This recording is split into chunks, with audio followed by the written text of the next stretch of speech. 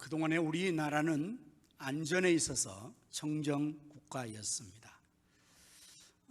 그렇게 될 수 있었던 요인을 저는 두 가지로 생각을 하는데요. 첫 번째는 총기를 자유롭게 소지하지 못하게 한 것 때문에 가능했다고 생각합니다. 또 하나는 마약을 절대 통제했던 것 때문에 가능했다고 생각됩니다. 여러분들이 뉴스를 알지만 미국이라는 나라는 해마다 아주 총기 사고가 늘 연례적인 행사처럼 벌어집니다. 학교에 들어가서 어린아이들을 총으로 다 난사하고 이러한 무고한 시민들을 죽이는 이런 일들이 아주 빈번해서 조 바이든 대통령도 이 미국이 총기를 통제해야 된다고 선언할 정도였지만 그렇게 하지를 못하고 계속적으로 그 불안과 위험 속에 진행을 하고 있습니다. 왜 그럴까요? 모든 국민들도 위험을 느끼고 대통령도 느끼고 다 느끼는데 왜 총기를 억제하고 통제하지 못할까요? 그 배후에 무기 거래상들의 무서운 커넥션이 있기 때문에 그것을 절대 금지 못합니다. 마약은 또 어떻습니까? 자, 마약을 한 사람이 완전히 환각 상태에서 재증시 않은 상태에서 총을 가졌으니까 그 위험이야 언제든지 발생이 가능하지 않겠습니까? 그러나 우리나라는 그것을 강력하게 지금 통제하고 있으니까 정말 우리 주변에서 총기 사고가 났다는 것은 아마 군대 이야기 외에는 거의 듣지 못하죠. 얼마나 감사한지 모르겠습니다. 하지만 이 안전은 지금 깨뜨려지고 있습니다. 그 이유 중에 하나는 마약이 지금 더 이상 우리나라가 청정지역이 아닙니다. 인터넷으로 우리 청소년 자녀들이 10분이면 마약을 손에 넣을 수 있다는 그러한 이야기가 일반화되고 있습니다. 참 안타까운 일이고 무서운 일이 아닐 수가 없습니다. 여러분들 중에서는 아마 마약을 접해본 사람이 거의 없으리라고 생각합니다. 여러분 절대로 마약을 접하지 마십시오. 마약이 무서운 것은 한 번 섭취를 하면 끊어낼 수가 없다는 무서운 이 중독성입니다. 그러기에 마약을 하는 사람들은 자기가 완전히 다 망해지고 완전히 죽음의 상태에서 그걸 못 끊잖아요. 그 무서운 거예요. 한 번만 접하면 그 다음부터는 자기 의지로 끊을 수가 없어요. 죽어도 못 끊는 겁니다. 근데 마약이라고 이렇게 통한시키면은 사람들이 바로 알아차리고 거부할 텐데 그렇게 마약이 유통되지 않는다는 것입니다. 우리가 병원에서 수술하거나 치료받을 때 특별히 암 환자 같은 경우에 그 통증은 이루 말할 수가 없죠. 그러면 그 통증을 진정시키는 진통제가 뭐냐? 진정제가 마약류가 들어갑니다. 그중 강력하게 해야 그것이 진정되는데 너무 심한 사람은 그것도 안 된다잖아요. 마약류의 것을 진정제로서도 안 들을 정도로 어려운 경우가 있는데 그러나 그런데도 마약에 쓰니까요. 일반적으로 마약을 이제 섞어서 많은 것들을 유통시키기 때문에 우리가 얼마든지 그런 것들을 우리가 모르는 상태에서 접할 수 있죠. 청소년들이 주로 많이 당하는 이유는 아이들이 공부를 하는 데 있어서 이제 스트레스 받고 또 밤잠을 자지 않아야 되고 얼마나 힘들겠습니까? 그럴 때 이것이 피로회복제라고 준다는 거예요. 이걸 마시면 아주 힘이 난다고, 정신이 아주 좋아진다고, 공부가 잘 된다고, 잠이 안 온다고 그러면서 약을 주는 거죠. 드링크로 마시는 거예요. 그 안에 마약을 섞어놓는 거예요. 한 번 먹으면 중독이 되잖아요. 또 마시고 또 먹고 그렇게 되어서 취하는 겁니다. 완전히 중독되는 겁니다. 참으로 무서운 시대를 우리는 지금 살고 있습니다. 자신도 모르는 사이에 이러한 무서운 약물이나 또는 여러 가지 악한 것들에 내가 개입이 되어지고 나도 모르는 사이에 내 육체와 영혼과 삶이 파괴되고 실패되는 이러한 시대를 지금 우리가 살아가고 있습니다. 여러분, 어떻게 우리가 이 시대를 잘 살아갈 수 있을까요? 그래서 하나님께서는 오늘 우리에게 이러한 마지막 시대를 살아가는 우리 하나님의 백성들, 성도들에게 이 시대를 잘 살아갈 수 있게 하기 위해서 오늘 말씀을 주셨습니다. 저는 오늘 이 에베소서 5장 15절 18절의 말씀을 중심으로 18절에 있는 말씀의 제목을 가지고 설교를 준비했습니다. 곧 오직 성령의 충만을 받읍시다. 이게 18절의 말씀, 술 취하지 말라. 이는 방탕한 것이니 오직 성령의 충만을 받으라. 오늘 이 자리에 계신 여러분과 제가 이 말씀대로 모두 다 오직 성령 충만을 받는 시간이 될 수 있기를 축원합니다. 참으로 힘들고 어렵고 악한 세대를 살아가는 우리는 먼저 지혜로워야 됩니다. 그 말씀을 15절, 16절, 17절에서 우리에게 말씀하고 있습니다. 15절의 말씀을 보면 그런즉 너희가 어떻게 행할지를 자세히 주의하여 지혜 없는 자 같이 하지 말고 오직 지혜 있는 자 같이 하라고 했어요. 오늘 여러분들, 우리가 지혜 있는 자의 삶을 살기 위해서는 주의 뜻이 무엇인지 어떻게 행할지를 주의하며 살아가는 사람이에요. 지혜로운 사람은 매 살을 주의 깊게 살아가는 겁니다. 어리석은 사람은 엄벙덤벙 살아가는 거예요. 생각 없이 살아가는 거예요.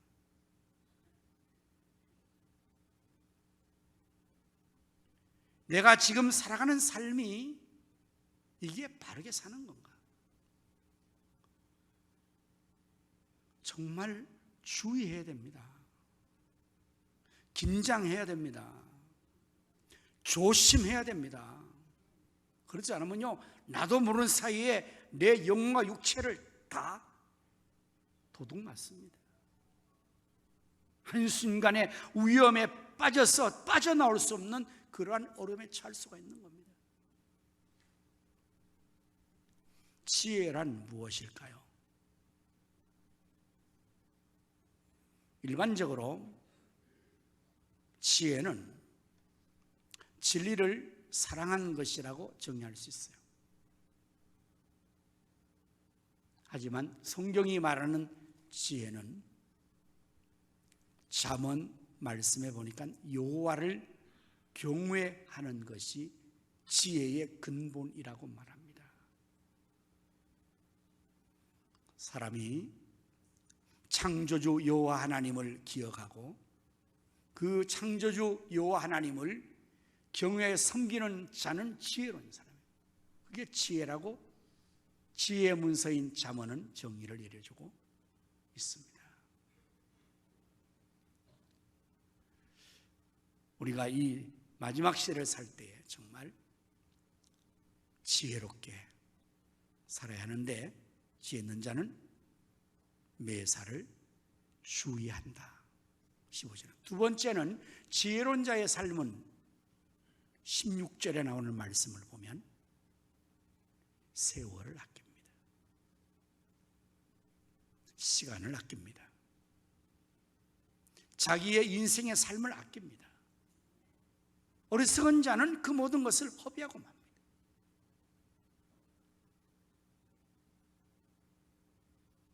자신에게 주어진 시간과 인생을 생각 없이 허비해. 그야말로 허무한 인생을 살아가는, 지혜로운 사람은 그렇게 살지 않아요. 주의 깊게 생각하고 나에게 주어진 시간과 인생의 삶을 정말 아끼죠. 우리는 돈을 아끼는 것은 잘합니다. 그런데 시간을 아끼는 것은 소홀히 하거나 허투루게 합니다. 여러분, 시간이 돈입니다. 인생이 돈입니다. 어쩌면 돈으로 살 수 없는 것이 시간이 아니겠습니까? 이 시간은 그냥 흘러가는 거예요. 세월이 얼마나 빠른지 손살같이 지나가지 않습니까? 2024년 시작 엊그제 같은 때 벌써 6월이 왔습니다. 주일 지나면 바로 토요일 주일이 또 다가옵니다. 이러한 세월을 지혜로운 사람은 아껴서 정말 촌음을 아껴 자신의 삶을 지혜롭게 보람되게 복되게 참되게 살아가지만 어리석은 자는 세월을 허송하고 맙니다.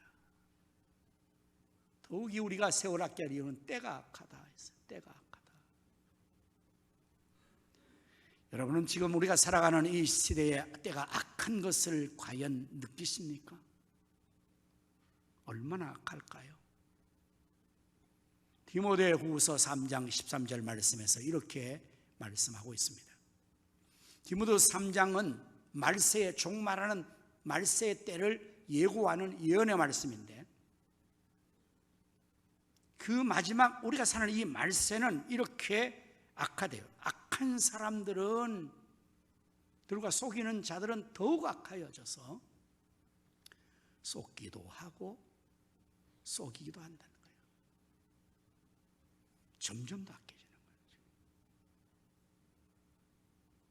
거예요. 이 시대의 뉴스가 어느 게 진짜인지 가짜인지 모릅니다. 무엇이 정말 참된 것인지 거짓인지 모릅니다. 악한 사람들이 더 악해졌어요. 사람들을 속입니다.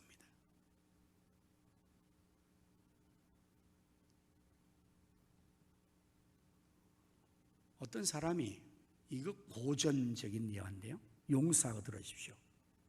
시골에서 서울 구경 왔답니다. 서울역에 딱 내리니까 이야, 이게 정말 말로 듣던 서울이 의리하잖아요.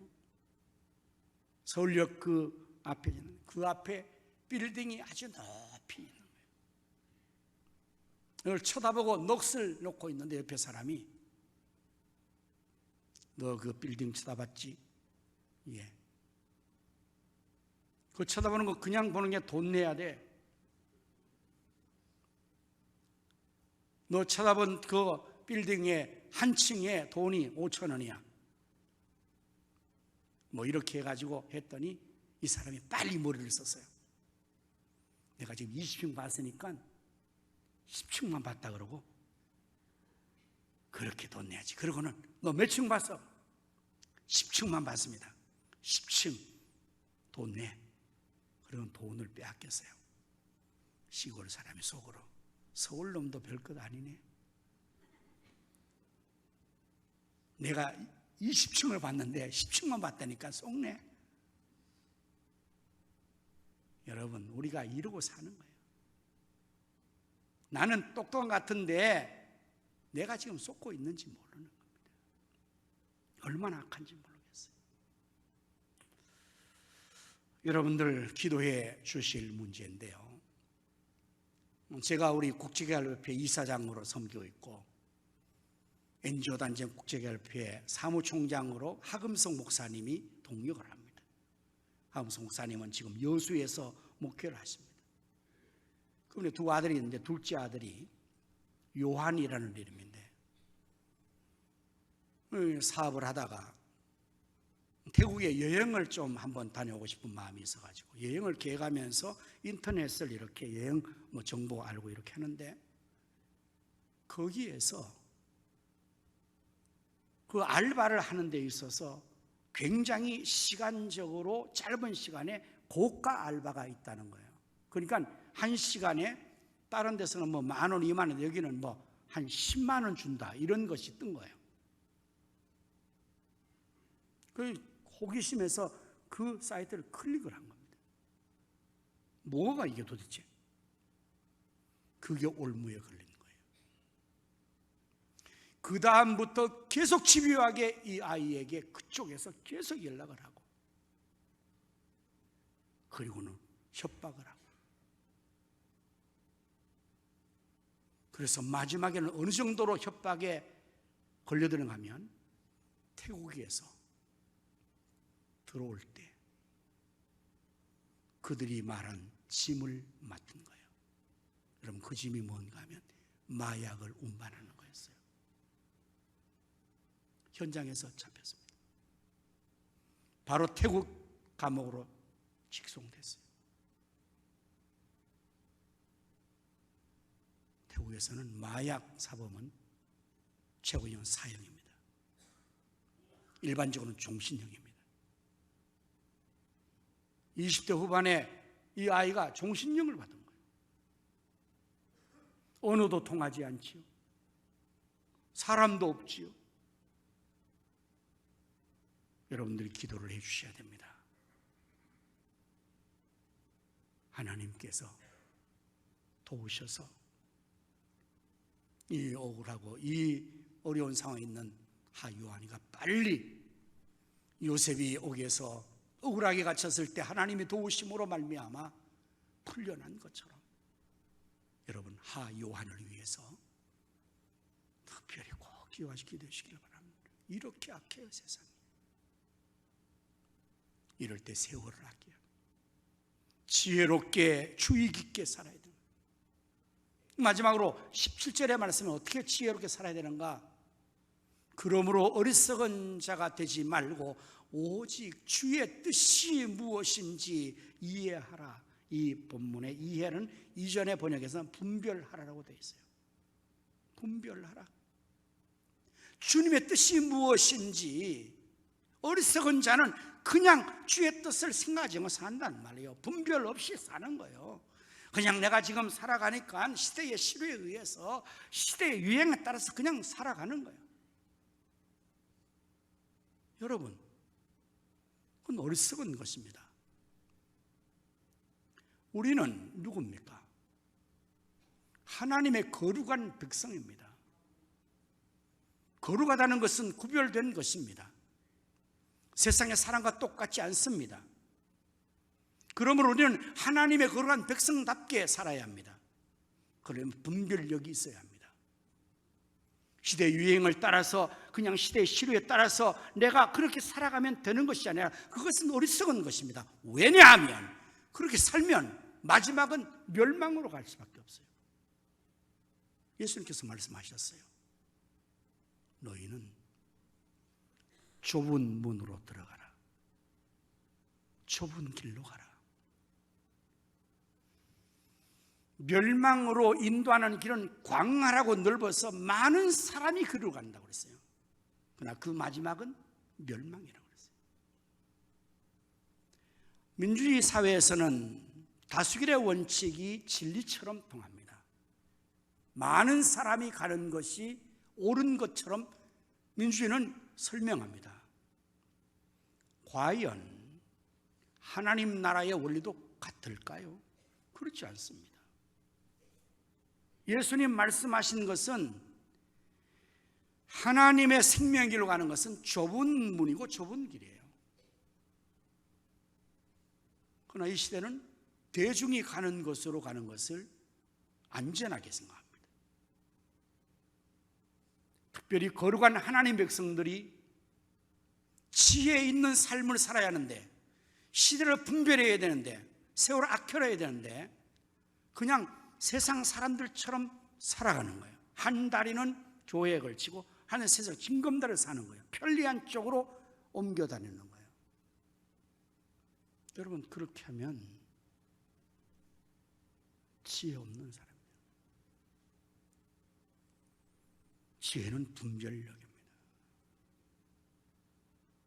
솔로몬이 하나님 앞에 1천 번제를 드리고 하나님이 감동하셔서 그 밤에 내게 무엇을 줄까 할 때 솔로몬은 하나님 앞에 지혜를 구합니다. 이전에 성경에서는 개혁 한글판에 지혜를 주십시오 했는데 지금은 듣는 마음을 주십시오, 듣는 귀를 주십시오 이렇게 번역했어요. 그 원문의 번역은 같이 할 수 있어요. 그리고 또 그 지혜는 뭐냐? 분별하는 능력을 주십시오. 왜냐하면 하나님이 나를 왕으로 세우셨는데 내가 어리고 부족해서 이 백성을 바르게 잘 통치할 수가 없습니다. 지혜가 부족합니다. 저에게 주여 주셔서 이 백성을 하나님의 뜻대로 잘 다스려나가는 왕이 되게 해주시오. 그 본분을 위해서 구할 때 하나님께서 그 구하는 것도 마음에 맞았다고 그랬어요. 하나님이 감동에 감동을 받으신 것입니다. 그리고 이렇게 말씀하셨어요. 야, 넌 참 특별하구나. 일반적으로 사람들은 무엇을 줄까 하면 부귀와 영화를 주십시오, 권력을 주십시오, 원수의 생명을 해하게 해주십시오 이렇게 구할 터인데 너는 어쩌면 그런 건 구하지 않고 지혜를 구하냐. 이야, 그게 참 내 마음에 왔다. 내가 너에게 네가 구하는 지혜는 물론 주겠지만 구하지 않는 부귀와 영화와 모든 힘을 더 주겠다. 그래서 솔로몬은 정말 기도하는 거 하나도 지혜롭게 구한 거예요. 하나를 구해서 모두를 얻었으니 이게 지혜로운 거 아닙니까? 그래서 솔로몬은 전무후무한 지혜의 사람이 됐습니다. 사랑하는 성도 여러분, 이 시대를 살면 우리에겐 지혜가 필요하지 않습니까? 또한 우리에겐 지혜가 부족하지 않습니까? 여러분은 어떻습니까? 시대를 잘 분별하십니까? 지금 내가 살고 있는 이 삶이 바르게 사는 것인지 아닌지는 알고나 있습니까? 그냥 열심히 재미나게 세상을 사니까 행복하게 사는 것처럼 생각하는 것입니까? 지혜가 부족한 자는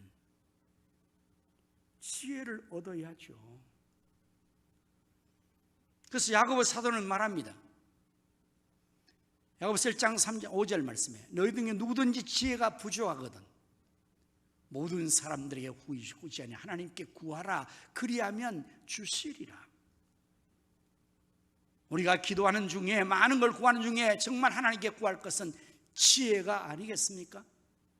시대를 분별해야 하고 세월을 아껴야 하고 주입게 내 삶을 살려면 지혜가 있어야 하는데 지혜가 없으니 어리석은 자가 되어 어리석은 삶을 사는 것입니다. 그러나 지혜로운 자라면 지혜롭게 사는 거예요. 우리 모두 하나님 앞에 지혜를 얻어서 이 시대를 우리가 잘 분별하고 지혜로운 삶을 살아가야 할 것입니다. 로마서 12장 2절의 말씀 보면 너희는 이 세대를 본받지 말고 이 세대를 본받지 말고 이 세대를 따라가지 말고 이 시대의 생산업처럼 라이프 스타일을 갖지 말고 그 말이에요. 오직 마음을 새롭게 함으로 변화를 받아 하나님의 선하시고 기뻐하시고 온전한 뜻이 무엇이 분별하도록 여러분 이게 지혜로운 자가 해야 될 일이에요. 하나님은 하나님 백성들에게 이 세대를 본받지 말라고 합니다. 왜 그럴까요? 요한 1서 2장 15절 말씀 이 세상이나 세상의 것들을 사랑치 말라. 누구든지 세상을 사랑하면 아버지의 사랑이 그 속에 있지 아니하나니 이는 세상에 있는 모든 것들 이 시대의 모든 것들은 육신의 정욕과 안목의 정욕과 이생의 자랑이니 이는 다 아버지께로부터 온 것이 아니요 세상으로부터 온 것이다 마귀로부터 온 것이라고 말씀하고 있습니다. 우리가 이 시대를 따라가고 세상을 사랑하고 그렇게 사는 것은 지혜롭지 못합니다. 그건 하나님께로부터 온 것이 아닙니다. 마귀로부터 온 것입니다. 세상은 마귀적인 것입니다. 그래서 세상을 따라 살면, 세상처럼 살면, 시대로보다 살면 마귀를 쫓아가는 삶으로 가다가 마귀와 함께 멸망하는 겁니다. 그걸 모르는 거죠. 그러니 얼마나 어리석습니까? 적어도 내가 지금 살아가는 삶의 현실이 이게 옳은지 그른지 알아야 될 거 아니에요. 이것도 모르는데 분별력이 없어서. 그럼 뭐 끝장나는 거죠. 멸망하고 마는 거죠. 어떻게 하면 우리가 정말 지혜가 있어서 이 시대를 살며 우리 자신을 지키며 살아갈 수 있을까요? 그것이 바로 성령 충만 받는 것입니다. 18절이 말하고 있어요. 술 취하지 말라. 이는 방탕한 것이니 오직 성령의 충만을 받으라. 그 결론을 내는 거예요. 여러분, 술 취하면 어떻게 되죠? 술은 어떻게 취하죠? 저는 이래봬도 지금까지 한 번도 술을 입에 댔지 않았어요. 괜찮게 살았잖아요. 좀 답답합니까? 숙맥 같습니까? 한 번도 술을 입에 대지 않았어요. 그런데 술 취하거나 이렇게 하는 것은 제가 들어서 알고 보아서 압니다. 일반적으로 이렇게 말하더군요. 그걸 술 취하는 과정을 1차, 2차, 3차까지 가고 그렇게 되면 취한대요.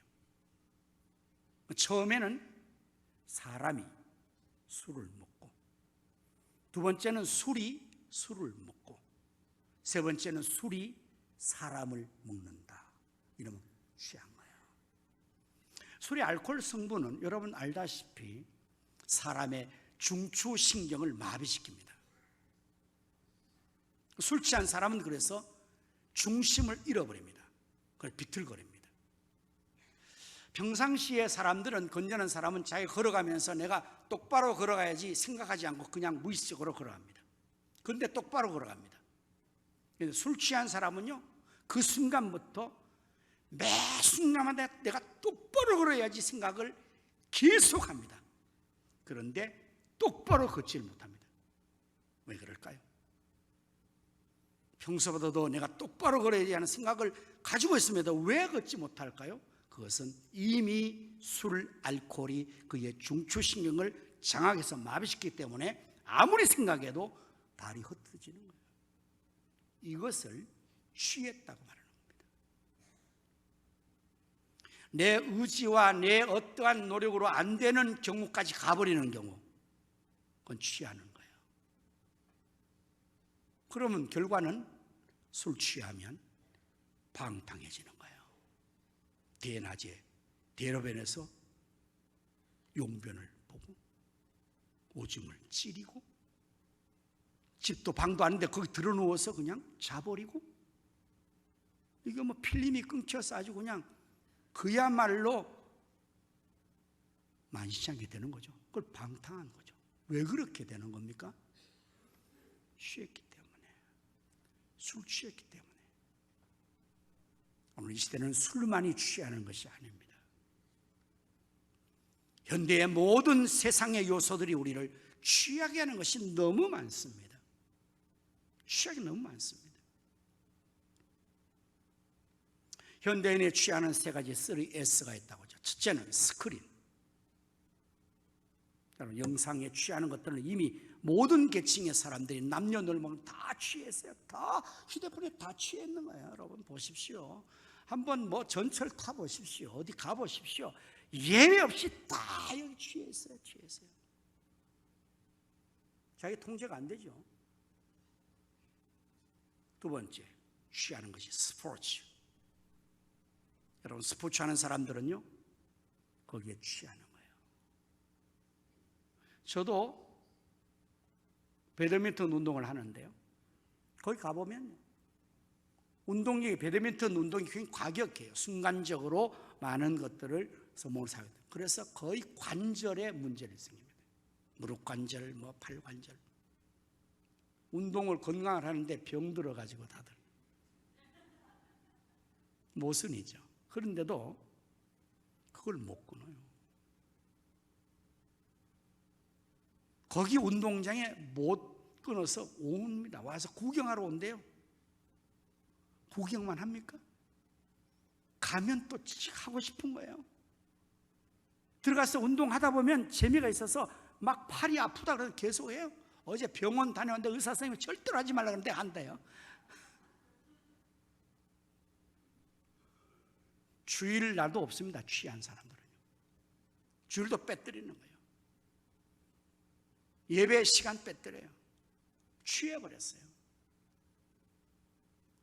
그리고 섹스 취하는 거예요. 그 외에 마약류와 약물류와 쾌락은 어떠세요? 또 완전히 취하는 거예요. 이런 것들을 취하지 말라고 해요. 왜냐하면 방탕하게 된다. 그리고 대신에 오직 성령의 충만을 받아라. 이것은 성령 충만을 선언해 술 취하는 것을 도용해 왔어요. 성령 충만은 어떻게 됩니까? 술 취하는 것은 성령을 계속 마시는 거예요. 1차 성령 받고 2차 성령 받고 3차 성령 받고, 그래서 알코올이 완전히 중성시켜 완전히 마비시켜 좌우하는 것처럼 이제는 내 의지와 내 마음과 내 어떤 것을 상관하지 않고 이제는 성령님께서 나의 생각을, 나의 중추신경을, 나의 의지를 성령께서 완전히 장악하는 것을 설명하기 위해서 성령 충만 상황에서 술 취하는 것을 같이 설명을 하는 겁니다. 사랑하는 성도 여러분, 술 취하면 방탕하지만 성령님 충만하면 거룩해집니다. 지혜로워집니다. 착해집니다.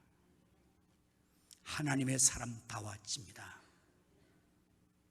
그래서 성도들은 술 취하지 말고 세상에 취하지 말고 성령의 충만함을 받아 취해야 된다고 말씀하고 있는 거예요. 이제 우리 모두 성령의 충만을 받기 위해서 성령님을 간절히 사모해 목마른 사슴이 신의 문을 찾게 갈구한 저 우리의 영혼이 예수님 목마릅니다. 오소서 충만케 하옵소서. 성령님 충만하게 하옵소서. 우리 찬양한 것처럼 여러분 목말라야 돼요. 성령님을 갈망해야 돼요. 여러분 목마른 사람이 물을 마시지 목마른 자는 물을 마시지 않습니다. 정말 우리가 이 세상에서 마지막 삶에서 정말 하나님 내가 성령님이 목마릅니다. 성령님을 주십시오. 성령님을 이래가지고 계속 1차, 2차, 3차 취할 때까지 성령을 받아야 돼요. 계속적으로.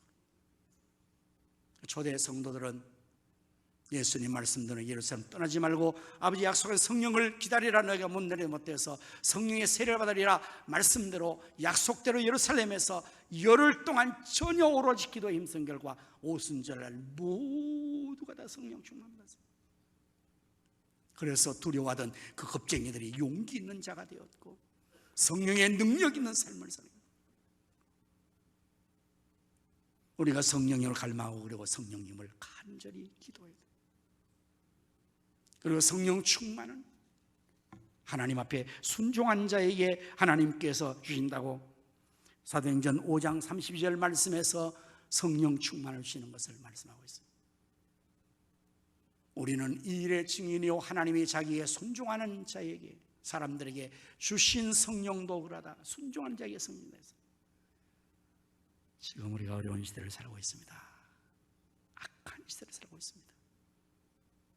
이때 우리 모두가 지혜로운 자가 되어서 지혜로운 삶을 살 때 우리의 힘으로 되지 않고 우리의 죄안들이 오직 성령의 충만한 성령이 주시는 지혜를 얻어서 우리가 이 세상 삶을 주의롭게 살고 세월을 아끼고 주의 뜻을 분별하여 거룩한 성도다운 삶을 다 살아갈 수 있기를 예수님의 이름으로 축원합니다. 아멘. 기도하겠습니다. 술 취하지 말라. 이는 방탕한 것이니 오직 성령의 충만을 받으라. 오늘 주신 말씀대로 우리 모두 성령 충만 허락하여 주옵소서. 성령이 목마릅니다. 갈망합니다. 오소서. 우리에게 충만하게 임하게 하여 주옵소서. 술 취하는 것이 1차 먹고 2차 3차 먹어서 술이 완전히 지배한 것처럼 채워진 것처럼 우리가 성령님으로 계속 목말라 성령님을 우리가 받게 하시고 채우게 하셔서 성령 충만하여 지혜로운 삶을 살게 해 주옵소서. 예수님 이름으로 기도하옵나이다. 아멘.